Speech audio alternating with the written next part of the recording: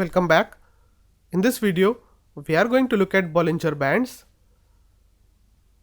Bollinger Bands are named after John Bollinger, who combined his knowledge of statistics to create an indicator called the Bollinger Bands. Bollinger Bands consist of three lines. First of this is the moving average line.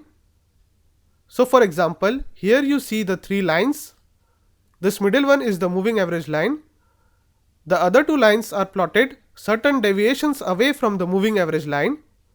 So here the upper band here is constructed by adding two standard deviations to the mean value, while the lower band is constructed by subtracting two standard deviations from the mean value.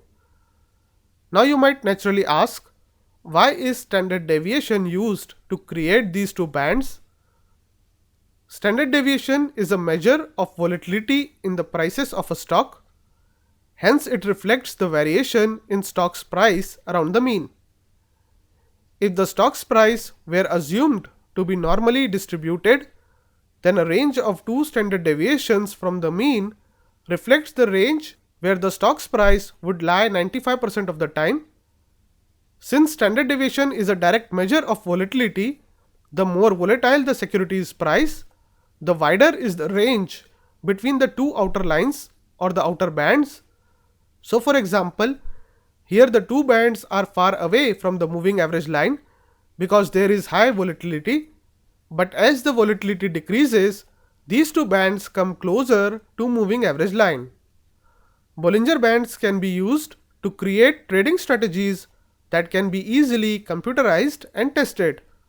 A common strategy using the Bollinger Bands is to sell a security when prices reach the upper band and buy the security when it reaches the lower band.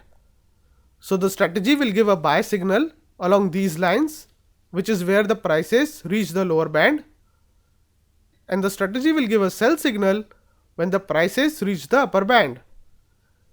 As we explained, since a range of two standard deviations from the mean reflects the range where the stock's price would lie 95% of the time, the idea is that prices have high probability to revert to the mean. This kind of a strategy assumes that the security's price will stay within bands. This kind of a strategy is likely to lead to a larger number of trades, but it also limits risk because the trader can quickly exit unprofitable trades.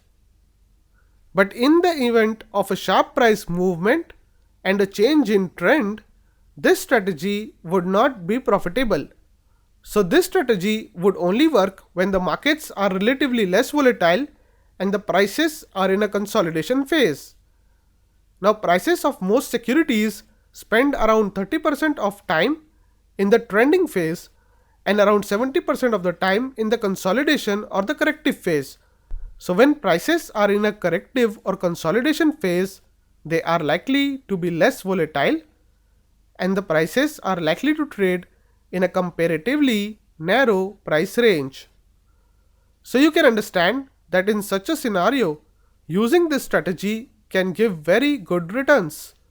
But as soon as there is a sharp price movement and change in trend, this strategy is likely to incur losses. Keep this in mind that many times long-term investors also buy on a significant breakout above the upper boundary band because a major breakout would imply that a change in trend is likely to persist for some time. Similarly, a long-term investor may sell on a significant breakout below the lower band. So for example, a long-term investor may buy on a significant breakout above this upper Bollinger Band because such a breakout may imply a change in trend that is likely to persist for some time. Similarly, a long-term investor may sell on breakout from the lower Bollinger Band in the anticipation that the downward trend may continue for some time.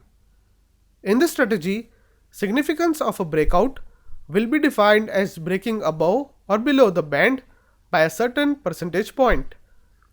So for example, if the prices move 3% above the band, one may buy the security or if the prices move below the lower band by 3%, then one may sell the security. With this, we have come to the end of our discussion on Bollinger Bands.